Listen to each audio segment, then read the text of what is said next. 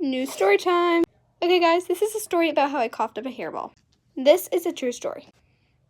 So basically I was one of those kindergartners, who would always suck on their hair. And basically one day I was eating my hair. Eventually I got tired of eating my hair, so I decided to stop. And I started coughing.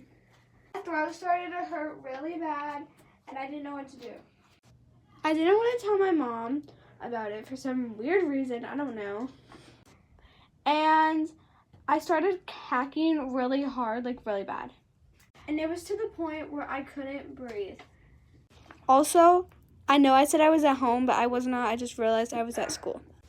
And everybody was staring at me coughing. I was really embarrassed. And it was to the point where I couldn't breathe. Bye, hedgehogs. Like for part 2.